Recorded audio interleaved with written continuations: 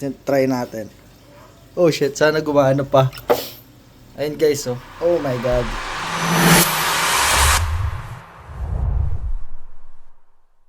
Hey guys, today gusto ko lang mag-post ng review about dito sa nabili kong smart padlock sa Shopee. So, tignan natin, iba-vlog ko kung paano ko siya ginagamit, yung mga pros and cons niya. Tapos, siguro, tignan natin kung worth it ba talaga yung final verdict natin sa product na to. So, let's go! So, ito guys, itong product na to, nagamit ko na siya for 1 week na. So, actually, ginagamit namin siya sa main gate namin. Okay. So, ganun ako ka-confident na based naman sa itsura niya, super mukhang siya matibay kasi tingnan niyo ito yung pinagpalitan ko guys. Oh. Itong padlock na to, itong traditional padlock na to, 17 years na to sa amin. So, actually hindi siya sira, no? Ang problema kasi dito, kaya nag-decide na kaming palitan to, is pakita ko, mahirap lang kasi may hawak akong camera dito. Pag unlock mo nito, check, ganyan na siya. So, ayun, nag-decide na kaming palitan na to, no? Kasi nakaka-hassle ba, super annoying na nito pag alba na baliktad mo pa siya, hindi na siya naglalak talaga ng kusa. So kailangan tama yung arrangement mo, kailangan nandito talaga siya para mag-lock. So ayun, tapos pinalitan na namin. Tapos nung nakita ko nga to, itong smart padlock na to, nalaman ko, hindi mo na kailangan ng susi kasi tignan nyo naman kung gaano karami ng susi itong dito sa bahay. So, parang anong nangyari sa amin, deleted na to mga to, no? Deleted na yan. Ito na lang. So, ang kailangan mo na lang nito is yung fingerprint mo. So, ganito lang siya i-unlock guys. So, yan. Ganyan lang. Tapos, pag ibabalik mo. Oh, ganyan lang. Cool, di ba? Tapos, ayan, fingerprint, unlock, tapos pwede rin siya numbers. Tapos, ayun guys, bukod dun sa fingerprint unlock, so pwede yung code, pwede mo siyang iset up ng code sa phone. Mamaya pakita ko sa inyo kung paano gamitin yung app. Okay. So, dito sa box, bukod dun, pwede rin itong kasama sa box yun eh. Yung isa kasi nabigay ko na sa misis ko, taka.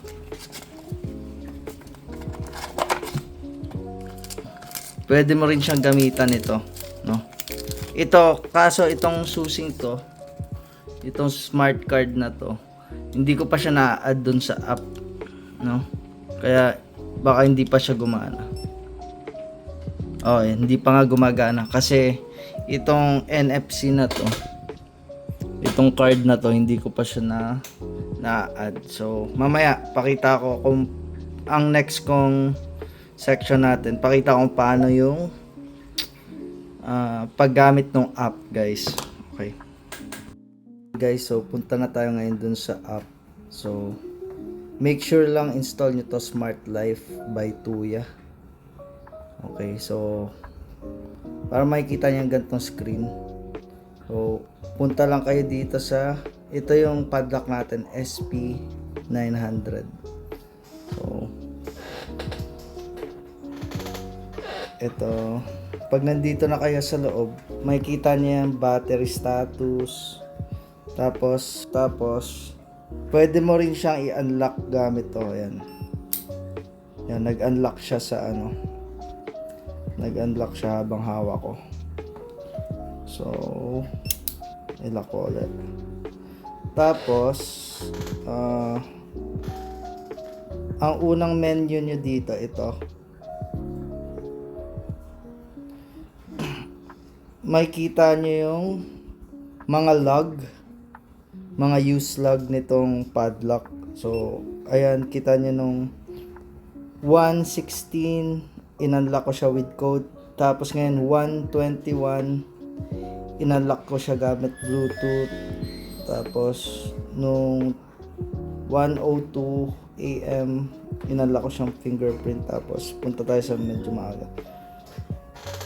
Tapos kita mo rin kung sino nag-a-unlock. Yun ang magandang feature nito. Ayun, inunlock siya ni Mommy's thumb, Mommy's fingerprint. Yan. Tapos makita nyo rin nung kahapon 6:41 inunlock siya ni Cray. Tapos 6:47 inunlock siya ni Leo. So basically yun lang yung log, guys. So tapos kasunod dun sa mga logs, itong temporary code. So pag nandito kayo, guys, dito pwede kayo mag-set ng parang temporary code. Yun na. Halimbawa, meron kayong gustong papasukin sa bahay temporarily. For example, biyanan nyo or yung Shopee delivery man. I don't know. Pero, ayun, pwede kayong yung mga code na ilalagay nyo dito, mag-expire siya. Pwede nyo siyang setan ng timer kung kailan lang siya mag-expire. So, isang useful feature. Tapos, isa sa magagamit nyo dito, ito member management. So, dito nyo guys ma-set up itong app. Yung, halimbawa, ito fingerprint. So, kita nyo, na-add ko na yung fingerprint ko, fingerprint ng anak ko, Mommy's thumb, Cray and thumb. Tapos, ito yung sinasabi ko kanina guys, yung card, pwede nyo ring i-add siya dyan.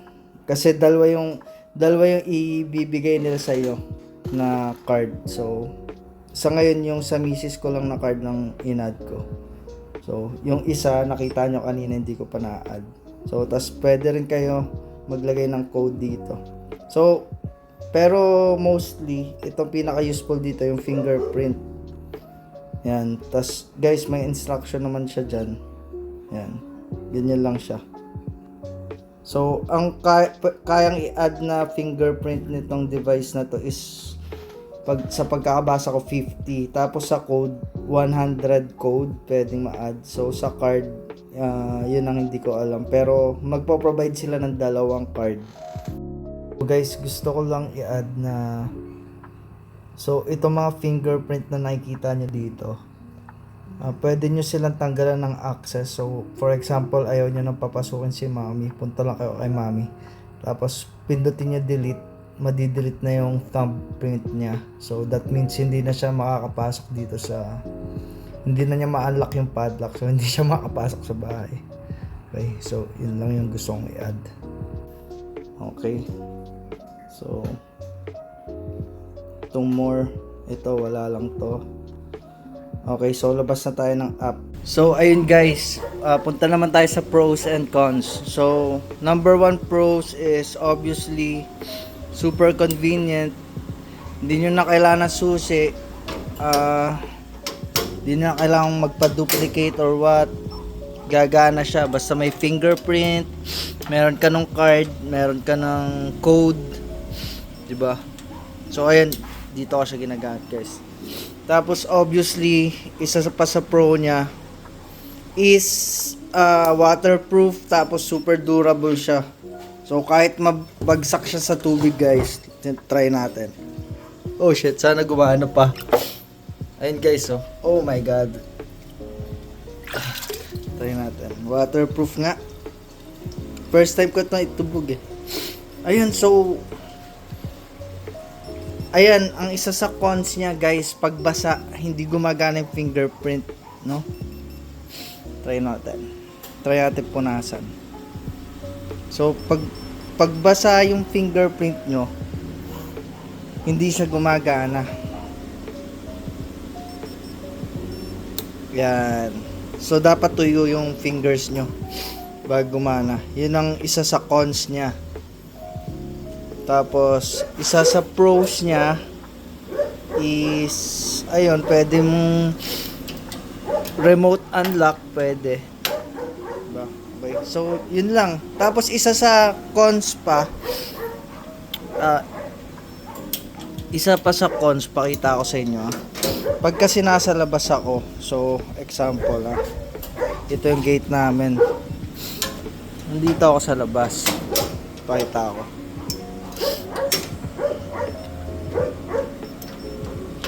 So, ayan, nandito ako sa labas, ilalak ko siya.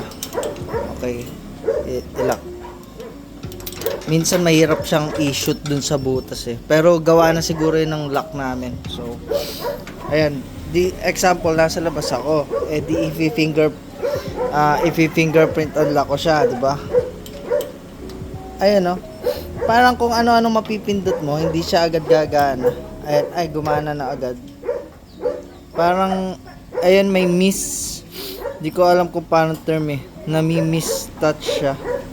Pero hindi naman ganoon kasama, no? Pero kung ayan, try natin. Kung okay naman ang kabit nyo, yan, gagana pa rin siya. Okay. So, ayun lang. So, tapos sunod siguro sa cons is syempre ito kasi guys, mas mahal siya talaga. Expect nyo na mas mahal siya kaysa sa traditional padlock, which is this. Mas mahal siya dyan. So, okay guys, so final verdict is kung ma-recommend ko ba siya. So, absolutely recommended ko to. At maganda siya kasi nga convenient, tapos hindi mo na kailangan tong maraming susi. Pero kung ano ka naman tag dito,